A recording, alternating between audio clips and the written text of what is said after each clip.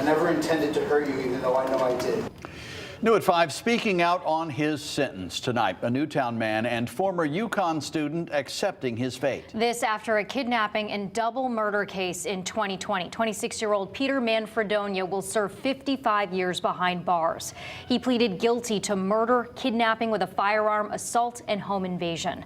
The victim, 62-year-old Ted Demers of Willington, and 23-year-old Nicholas Eisele, Manfredonia's childhood friend, who he shot and killed inside of a Derby apartment. Now, from there, Manfredonia kidnapped Eisele's girlfriend, forcing her to drive him to New Jersey. He dropped her off in the town of Columbia, west of New York City, on the Jersey-Pennsylvania line. Manfredonia was on the run for 6 days across 4 states before his arrest in Hagerstown, Maryland. And tonight, the family of Nicholas Eisele getting some closure. Fox 61 New Haven County Bureau reporter Julia LeBlanc is live at Milford Superior Court, where emotions ran high inside. Julia.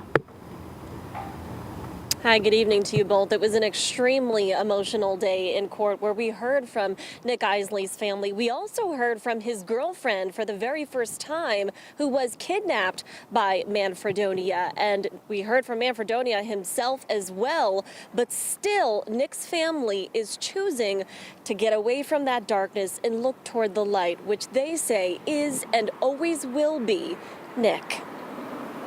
I won't lie, this plea deal does nothing for me except close the door on this court case. 3 years after going on a crime spree, Peter Manfredonia faced his fate in court.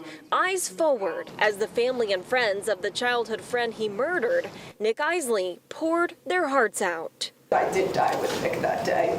The version of myself that went to bed with my boyfriend, my best friend, and the sweetest man I've ever met. Shannon Spies was Eisele's girlfriend. She was there on the morning of May 24th, 2020, when, after kidnapping, assaulting, and killing 3 other men in Willington, Manfredonia entered her and Nick's Derby apartment, shot Nick to death, and kidnapped Spies, forcing her to drive for hours at gunpoint across state lines, until she was finally rescued by a Good Samaritan at a truck stop in New Jersey. Between hearing the gruesome details that he felt like sharing and trying to be as nice as possible so that I could stay alive, I held my own funeral throughout that drive. A funeral for the person she once was, the people the whole Eisele family were. I feel pain when I have to leave the lights on at night because I'm too scared to see Peter Manfredonia's face when I close my eyes. Gianna is one of 3 siblings Eisele leaves behind, including a twin brother, living every day in his honor, choosing to look to the light. Nick is a reoccurring light, and I say this to say because even in the taking of his life, it couldn't be snuffed. His aunt describing him as a kind-hearted man, someone who loved music, and more than anything, his family. A family now facing his killer, saying their piece with Peter. There's a place for you in hell, Peter. Manfredonia never turning to face them, instead offering an apology, one he knows they won't accept. What I did was inexcusably horrendous, and I will regret it every day for the rest of my life. I don't want an apology from him, or his lawyer, or his parents, or his sisters. I want to know that I can feel safe again and he will never see the world outside of a prison for the rest of his life.